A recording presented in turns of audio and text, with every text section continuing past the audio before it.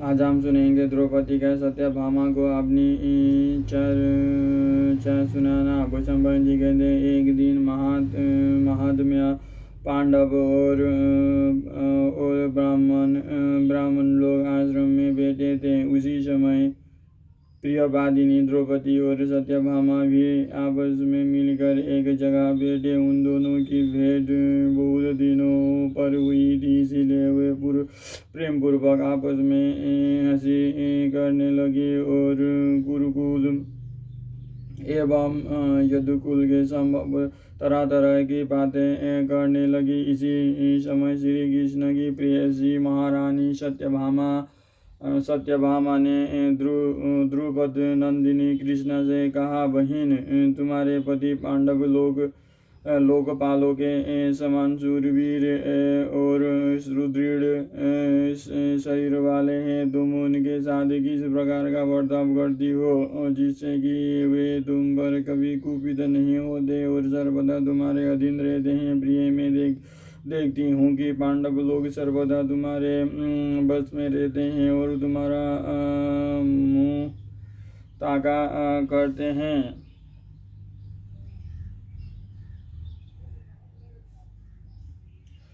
यह रहस्य मुझे भी बतलाइए, मुझे भी बताओ ना पांचाली। तुम मुझे भी कोई ऐसा व्रत तप स्नान मंत्र औषधि विद्या और यौवन का प्रभाव तथा जप हो या जड़ी बूटी बताओ जो यश और सौभाग्य को वृद्धि करने वाला और जिससे सर्वदा ही श्याम सुंदर मेरे अधीन रहे। ऐसा कहकर यशस्विनी सत्यभामा चुप हो गई। तब पति परायण सौभाग्यवती द्रौपदी ने उससे कहा, सत्य, तुम तो मुझसे दुराचारिणी स्त्रियों के आचरण की बात पूछ रही हो। भला उन दूषित आचरण वाली स्त्रियों के मार्ग की बातें मैं कैसे कहूँ। अनेक विषय में तो तुम्हारा प्रश्न या संख्या करना भी उचित नहीं है, क्योंकि तुम बुद्धिमती और श्री कृष्ण की महिषी हो। जब पति को यह मालूम हो जाता है कि गृह देवी उसे काबू में करने के लिए किसी मंत्र तंत्र का प्रयोग कर रही है तो उससे वो उसी प्रकार दूर रहने लगता है जैसे घर में घुसे हुए सांप से। इस प्रकार जब चित्त में उद्वेग हो जाता है तो शांति कैसे रह सकती है, और जो शांत नहीं है उसे सुख कैसे मिल सकता है। अतः मंत्र तंत्र से कभी भी पति अपनी पत्नी के बस में नहीं हो सकता। इसके विपरीत इससे कई प्रकार के अनर्थ हो जाते हैं। धूर्त लोग जंतर मंतर के बहाने ऐसी चीजें दे देते हैं जिनसे भयंकर रोग पैदा हो जाते हैं तथा पति के शत्रु इसी मिस से विष तक डालते हैं। वे ऐसे चूर्ण होते हैं कि जिन्हें यदि पति जिंदा या त्वचा से भी स्पर्श जिब्रा या त्वचा से भी स्पर्श कर ले तो निसंदेह उसी क्षण उसको मार डाले। ऐसी स्त्रियां अपने पतियों को तरह तरह की रोगों का शिकार बना देती हैं। वे उनकी कुमति से जलोदर, कोढ़, बुढ़ापे, नपुंसकता, जड़ता और बधिरता आदि के पंजों में पड़ चुके हैं। इस प्रकार पापियों की बातें मानने वाले वो पापिनी नारियां अपने पतियों को तंग कर डालती है, किंतु स्त्री को तो कभी किसी प्रकार अपने पति का अप्रिय नहीं करना चाहिए। यशस्विनी सत्यभामा महात्म्य पांडवों के प्रति मैं जिस प्रकार का आचरण करती हूँ वो सब सच सुनाती हूँ। तुम सुनो। मैं अहंकार और काम क्रोध को छोड़कर बड़ी सावधानी से सब पांडवों की उनकी अन्य स्त्रियों के सहित सेवा करती हूँ। मैं ईर्ष्या से दूर रहती हूँ और मन को काबू में रखकर केवल सेवा की इच्छा से ही अपने पतियों का मन रखती हूँ। यह सब कहते हैं कहते हुए भी मैं अभिमान को अपने पास नहीं पटकने देती।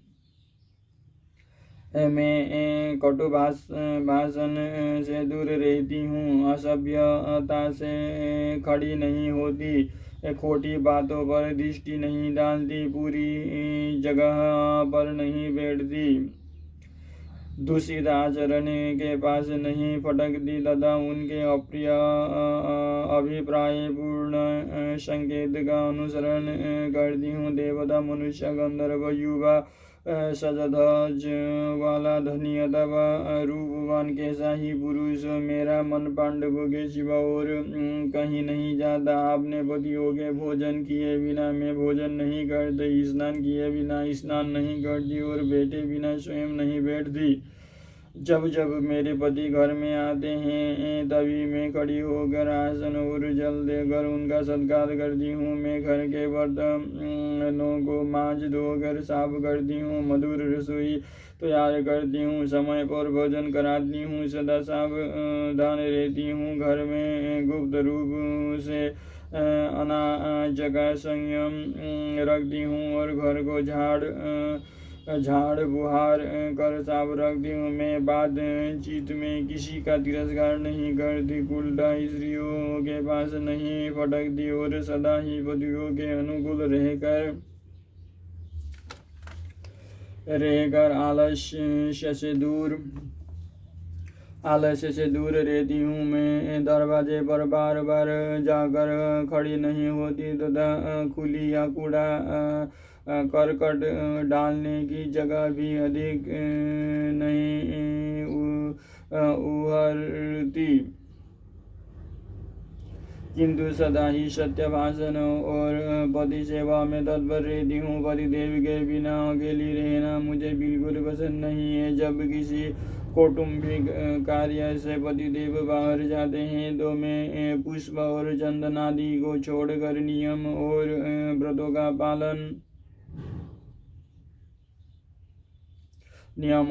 पालन करते हुए रहती हूँ। मेरे पति जिस चीज को नहीं खाते, नहीं पीते अथवा सेवन नहीं करते उससे मैं भी दूर रहती हूँ। स्त्रियों के लिए शास्त्र ने जो जो बातें बताई है उन सब का मैं पालन करती हूँ। शरीर को यथा प्राप्त वस्त्र अलंकारों से सुसज्जित रखती हूँ तथा सर्वदा सावधान रहकर पतिदेव का प्रिय करने में तत्पर रहती हूँ। सास जी ने मुझे कुटुंब संबंधी जो जो धर्म बताए हैं उन सब का मैं पालन करती हूँ। भिक्षा देना, पूजन, श्राद्ध, त्योहारों पर पकवान बनाना, मानवियों का सत्कार करना तथा और भी जो जो धर्म मेरे लिए विहित है उन सभी का मैं सावधानी से रात दिन आचरण करती हूँ। विनय और नियमों को सर्वदा सब प्रकार अपनाए रहती हूँ। मेरे पति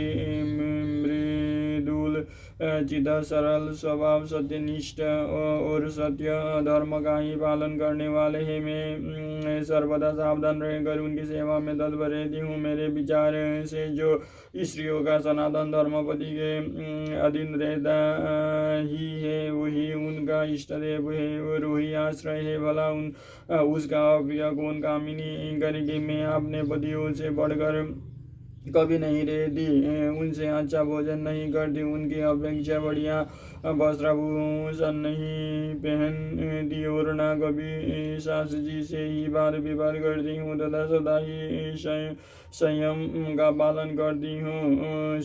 सुबह के मैं सावधानी से सर्वदा अपने पतियों से पहले उठती हूँ तथा बड़े बूढ़ों की सेवा में लगी रहती हूँ, जिससे पति मेरे बस में रहते हैं।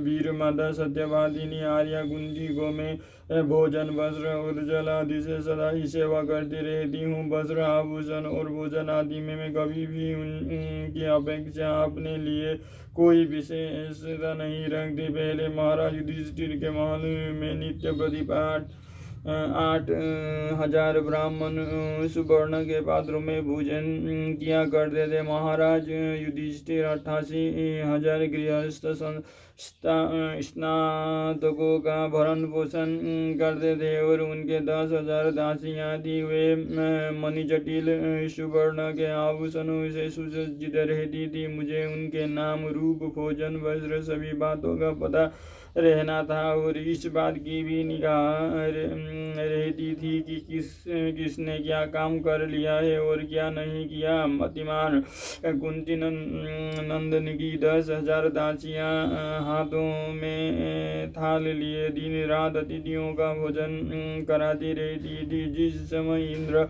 प्रस्थ में रहकर महाराज युधिष्ठिर पृथ्वी पालन करते थे, उस समय उनके साथ 1,00,000 घोड़े और 1,00,000 हाथी चलते थे। उनकी गणना और प्रबंध में ही करती थी और मैं ही उनका आवश्यकता सुनती थी। उन्हें अंतपुर के ग्वालों और गडरियों से लेकर सभी सेवकों को काम काज की देख रेख भी मैं ही किया करती थी। यशस्विनी सत्य भावे महाराज की जो कुछ आमदनी व्यय और बचत होती थी उसका विवरण मैं अकेले ही रखती थी। पांडव लोग कुटुंब का सारा भार मेरे ऊपर छोड़कर पूजा पाठ में लगे रहते थे और आए गयों का स्वागत सत्कार करते थे और मैं सब प्रकार के सुख जोड़कर उनकी संभाल करती थी। मेरे धर्मात्मा पतियों का जो वरुण के भंडार के समान अटूट खजाना था उसका पता भी एक मुझ ही को था। मैं भूख प्यास को सहकर रात दिन पांडवों की सेवा में लगी रही थी। उस समय रात और दिन मेरे लिए समान ही गए थे। मेरी यह बात सुन सच मानो कि मैं सदा ही सबसे पहले उठती और सबसे पीछे सोती थी। पतियों को वश में करने का मुझे तो यही उपाय मालूम है। दुष्ट स्त्रियों के से आचरण ना तो मैं करती हूँ और ना मुझे अच्छे ही लगते हैं। द्रौपदी की ये धर्मयुक्त बातें सुनकर सत्यभामा ने उसका आदर करते हुए कहा, पांचाली मेरी एक प्रार्थना है, तुम मेरे कहे सुने को क्षमा करना। सखियों में तो जानबूझकर भी ऐसी हंसी की बातें कह दी जाती है।